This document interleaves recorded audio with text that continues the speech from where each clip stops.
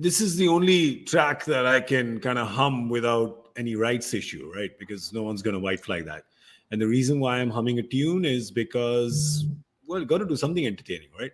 I mean, because the first half of the game has not been entertaining. So I thought maybe we'll, do a variety show with you. So on Cricbuzz Live, we're going to do that. Dinesh Karthik is going to do a little dance for us. Simon Doull perhaps is going to recite some poetry. That's what we'll do to fill this mid-inning show. So is that fine as choice of talents? Is that okay? Is that okay, DK? No, we'll swap. I feel Dooley dances brilliantly. I've seen him, shake a leg. He's really good at it. I'm neither good at dance nor reciting the poetry. So you can recite the poetry. I'll judge both of you all. Maybe you can do yeah. Maybe, I have a 2-line poetry is that England had a bowler called Timel and West Indies batting was dismal. Gee, that's a really bad rhyme. It's a really bad rhyme. Good try, GK. Come on now. It's not bad. You made it off the cuff. Really? It wasn't good. Oh, I got another one. My name is Gaurav Kapur, but the West Indies batting was really poor. How's that? So that's better. It's slightly better. We're trying to make it entertaining, guys, because West Indies couldn't. They scored 55 runs. That's it. 55. They're all out for 55. The number of lower records that they've broken to do that. One second. It's the lowest in, what is it, Dooley? And there's the lowest in a T20 World Cup by any country. By a full member country. A full member country. We're not counting the associates there. No, by a full member country. It's West Indies' second lowest ever. Their first lowest was against England, also in Basseterre in the Caribbean. So that was 45. So this is the second lowest in their history as well. The lowest by a full member nation at the T20 World Cup. It was just awful, wasn't it? There was some good bowling. We'll give them that. But, and as we said at the Combox, which was only 5 overs ago, and DK and I talked about it prior to, that one-dimensional play, which you mentioned, was just telling, wasn't it? They just could not find a way to just get a partnership going. We can't drop Chris Gale now because he was top scorer too, so he's definitely in for the next game. Top scorer. He's off the hook. We were talking about that they only bat in 1 year. Yeah, we've got Gale. Yeah, he's actually. Yeah, and he's the only one who got double figures. So we can say that Gale's in red hot form as well because he's the only one in their team who's got to double figures. He even got to the teens, right? There you go. He got to 13, but the rest, everybody single digit scores. And as you look down that batting lineup, if you just look at the scores on the right, you'd think it's, it was probably, a school under 15 team that was playing against England. Look at the players on that side. And T20 cricket, these are no mugs. It's Lendl Simmons, Evan Lewis, Chris Gale, Hetmeyer, Dwayne Bravo, Nicholas Pooran, Kieran Pollard, Andre Russell, some of the best hitters in the business, and just couldn't get going. DK, I was talking about, that ODI, the one-dimensional intent, right? And we talk about them batting in just one gear. Today, they batted in no gear. They were in neutral. The car was going downhill. So you just go as far as you go, and then you just fall off the cliff, don't you? Yeah, I think you pretty much summed that up beautifully. It looks like before the World Test Championship, Sanibai and me were in a place called Serbia. That's how the pin code starts, +36. So, I was reminded of that. And that's kind of how the scoreboard looks there. Yeah. A very disappointing batting effort, I think, epitomized by the shot that Pollard played. I think he was frustrated, very disappointed with the rest of the team. Some of the shots that they played, they got to go in and have a look at themselves. Sport is about adapting, adjusting, understanding. When you do have a performance like this, sometimes you have to introspect. I know they're a team which has a lot of flair, flamboyance, but on this occasion, they did get it wrong by a distance, and they would admit that. And it's been happening consistently, considering the last 3 times they've played against England, their scores are 45, 71, and today 55. You can't be consistent in doing that, can you? Yeah, well, that's the only consistency they're showing, right? It's just how dismal their batting has been against England. But let's talk about the England bowling, Dooley. And what's amazing is, for me, Adil Rashid comes into bowl in the 11th over. He's bowled 14 deliveries and he's picked up 4 wickets. He's given away 2 runs. So when you say he's got, what a great bowling spell, 2 for 4. And you rightly pointed out, are you in Australia, are you in England? Because you don't know which is the wickets, which is the runs. That happens very rarely in T20 cricket. He's got 4 for 2. And New Zealand have lost another record. Can I just say New Zealand have lost another record? Up until today, the best or the cheapest 4-wicket bag in T20 international cricket at a World Cup was Rangana Herath, who got 5 for 3 against New Zealand. So he got 4 for 2 today. So New Zealand have lost that record. So that's pushed to the side. That was back in Chittagong in 2014. I think they'd be okay losing that record. It's really Sri Lanka's record, not New Zealand's. I think so. Look, it was just, we talked about it, didn't we? And DK wasn't in the com box with us. The Owen Morgan's sort of strategy around bowling Moeen Ali, all 4 up front. And these are the things that we mentioned about how good his captaincy is, how well he reads the game, how brilliantly he has done in that situation. Wokes up front, slower ball, picking up the wicket of Lewis. And then Tymale Mills being introduced, that genuine pace up against Chris Gayle. Yeah, a couple of boundaries, but he got through Chris Gayle a couple of times as well. And you could see that they were trying to upset him with the short ball. So everything around the plans worked out for Owen Morgan and for England today. And to be able to bring a quality spinner like Adil Rashid in against the middle and lower order, which DK will know so well, you just can't read them. I mean, I couldn't read. I couldn't read a Warne or a Murali or a Kumble. It's just too difficult because you don't practice it enough. You don't play it. So when they're up against a tail ender or a lower order batsman, it's just too difficult. And so every rein that Owen Morgan pulled today, whether it was left or right, he steered it in the right direction. Yeah, DK, I mean, we give Adil Rashid credit for, picking up those 4 wickets really quick in 14 deliveries, but he himself will give credit to the other bowlers for bringing him to that spot of what they did in the first 10 overs, because like Dooley points out, he gets to bowl at the lower and, the late middle and the late lower order. Obviously, I mean, that's, that card being played there, it's almost like an unfair fight, right? It's almost like the lower order batters are getting a lampshade to a gunfight when you're playing against Adil Rashid. But full credit to what the bowlers did to get it to that position by the 11th over when Rashid came on. Absolutely. We got to understand that West Indies have done England a massive favor. Let's take the 3 bowlers who have actually not played too much cricket, and West Indies have done a massive favor to them. Number 1, Chris Woakes. He's been out with an injury for a long, long time now. There were questions whether he should be part of the squad. Should he not? He's made it to the squad and bowled a brilliant spell up front. Number 2, Moeen Ali. He's been out of the team for the longest time now from this same format that we're speaking about, T20 format. He's found a way to stay out of the 11 because the combination he couldn't get in. Again, he's come in and he showed his value with the ball, which will be highly appreciated by Morgan. Third person, the most important person of the 3 that I'm going to speak, Tymale Mills, has been out of England team for a long, long time.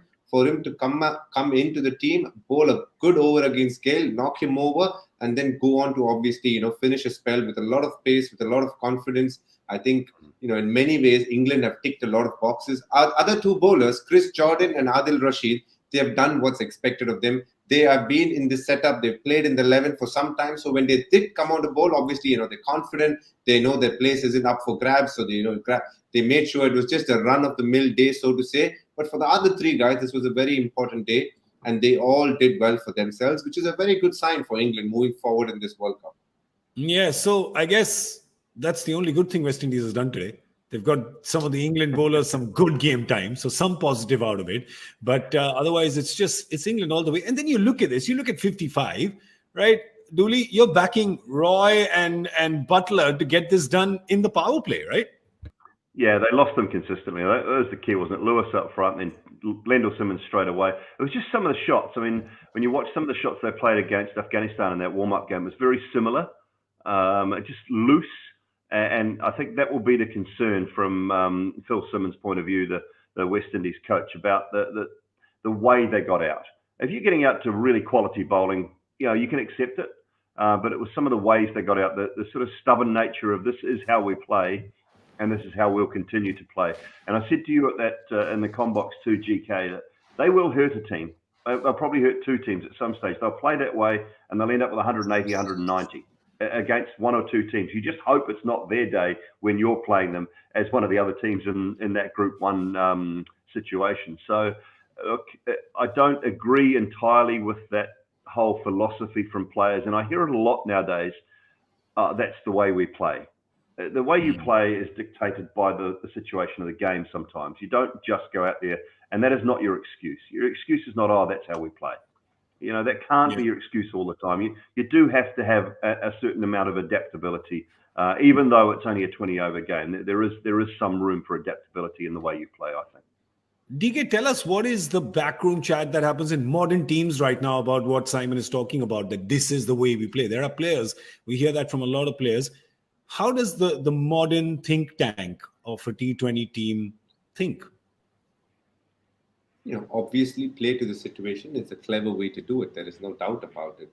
But the question is, and I told you, and when we spoke before, I explained in detail about the fact that the West Indies doesn't have the skill set to play through tough situations. If somebody's bowling 145, 146, they don't have the skill set to, defend a ball, leave a ball, take singles. They can definitely play a few shots. And if they're lucky on that day, they will score runs. So basically, West Indies is definitely a very good team on a wicket that is absolutely flat. But if there's a bit of swing in the air, if there's a bit of seam movement, they've always struggled because technique isn't their strength. Their strength is their power and their ability to hit boundaries. And in games like these, slightly bigger grounds where the wicket does a bit, obviously the World Cup pressure as well to an extent. So it's hard for their batting to suddenly turn around and say, hey, you know what, we need to play clever, we need to play this way. Look at the batting order. I mean, everybody who's there are all there in IPL sides as just aggressive batters. There's nobody who will play the role of, say, a Rohit Sharma or a Virat Kohli. Look at that. Like Evan Lewis, Hetmeyer, Gale, Bravo, Kuran, Russell, everybody are middle order tonkers in the middle.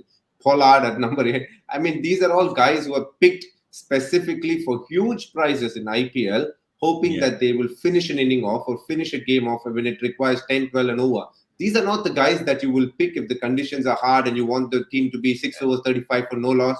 These are not the guys to do that. And, obviously, if there's a good bowling attack, it happens. There is, like we said, there's all these great bricks, but you need one builder. You need Bob the Builder. Who's Bob the Builder, right? England, you tell them 56-run chase, they'll take that chase. But West Indies have to take that chase as well, Dooley. Roston Chase, he's there. Bob the Builder is sitting in the dugout. Yeah, and look, I know it's easy to say in hindsight, and West Indies might not play that badly again throughout the tournament. They might go on and win games. And I just feel that he is that guy. And not only is he the guy that they can build all that power around, he also is a right-hander in that middle order. If they want to put him in that middle order, they could maybe move Nicholas Pooran to 3 if they want a left-hander at 3, if they were going to leave someone out, and Roston Chase at 4. And it just splits up all of those left-handers. So every team that's looking to play the West Indies now will make sure they have got a right-arm off-spinner in their side. To 7, what do we count, DK? 7 left-handers in the side, right down to number 11. So every team will make sure they've got 1, if not 2 off-spinners in their side if they're playing up against the West Indies. GK, all of them are calling for you, GK, the off-spinner from Delhi, living in Bombay. All the teams are looking for you there. I'm here. Those long fingers just wrap it around the ball. Like sometimes I don't even need the ball. I can just hypnotize people with these. You are out now. Leave. You are out. But the thing is, I would have done it. I happily do it, but I can't do bio bubbles, man. I don't know how you guys do it. So I can't do bio bubbles. Otherwise, I would have gladly been there. So, sorry, guys, but you're on your own here. I will be here. I just want to tell you the best thing that has happened is, we've had a dismal day as well. None of our predictions were coming correct. But Simon Doull has got this one correct because he did say he did this, right? Now, some of you may argue that he did this and then this. So he was saying 155. But that's not what he was doing. He was just saying, hang on my turn for the prediction. And then he said 5 and 5. So that's what he said. Does anybody here have a problem with that? DK, is that cool? So that's fine? Absolutely. Yeah. So he does win it. He was bang on. Absolutely bang on. You're right there. I don't know how he does it. He's obviously got a crystal ball hidden somewhere. That's amazing, Dooley. Congratulations. How do you feel? How do you feel that you could foresee this future? Because it wasn't easy. It wasn't easy to predict, but you did it. It's amazing. Yeah, humbled would be one word that I would say. Look, I didn't want them to be that bad, but I had a premonition that was going to be the case. And I stuck to my strengths. I'd like to thank my family. My coaches. Hunter, you want to thank Hunter? The linesmen and the ball boys. And it was a good game of 2 halves. Yeah, great. Obviously, for me for changing the rules completely, but that's fine. We know winner chicken dinner. That's what happens. All right, we'll still do it. Listen, we'll still do it for the next one. because my prediction is that they're gonna win it in the power play. They're gonna win it in the power play. So I am saying 56 in the power play. How many do you say in the power play? Somebody say 27, 28, because that's been happening all day today. Somebody say it. Yeah. I'm kind of with you. I'm kind of with you on that. I maybe think we've got to start picking overs and balls. Okay, so I'll tell you what we'll do. We'll say, how many wickets will they win? I'm saying they lose 1 wicket. Okay. I'll go 2. You go 2. DK? I think they'll score it in 6.4. I just want to be slightly more. And then 2 wickets down. The 2 wickets down. Excellent. So what we've done is we've confused all of you so much with our predictions that in the end we can just come back and say one of us got it right and you guys will go, I don't know, maybe they did. Who's going to rewind and check it? That's the beauty of the modern world. You can just say anything because who has the time to go back and verify again? Facts are not facts anymore, my friends. All right. We're going to go watch this game, which is between the Netherlands and Namibia. Is that correct? Maybe. I don't know. They need 156 to win, and they're going to do this in 4 overs. That's what we're saying? I guess we are. I don't know. Just try to spice things up here. All right, 56 runs to chase for England to get a win. They're going to probably do it really quickly. Listen, there's a net run rate question as well here, right? Is there? Is there not? Of course there is, right? Yeah, absolutely. They're going to do head-to-head wins. You want to make sure that if you get a chance early on in the tournament to boost your net run rate massively, go for it. Because wickets don't count, remember? Wickets don't count against your net run rate. Correct. It's only how quickly you score the runs. So even if they were 5 down and they did it in 5 overs, their net run rate gets to such a point that at the back end of the tournament, it may make a difference. DK, you don't get traumatized when I say net run rate, right? Because the last 2 seasons, you don't get. It's fine, right? Now it's all forgotten. With this Leave season, him alone. I'm just saying, I didn't want him to think I was doing it on purpose. So that's why I did it on purpose to remind him that I hadn't done it on purpose. That's what I'm doing. First day. Be kind. Excellent. Well, okay. All prediction is that England will win because trust me, if England doesn't win, well, there's going to be, we won't need to make things up for the after show then. We're going to have some real juicy stuff to talk about. All right. We're going to go quickly and gobble our dinners because we feel like England's going to get this done really quickly because that's the kind of team they are. So I'm going to let DK and Simon go. Eat up real quick, guys. We're going to be back with Cricbuzz Live. Definitely going to be back with Cricbuzz Live before the Combox. That's guaranteed. Put the prawns on. Put the prawns on now. Thank you. All right. See you in a bit, guys.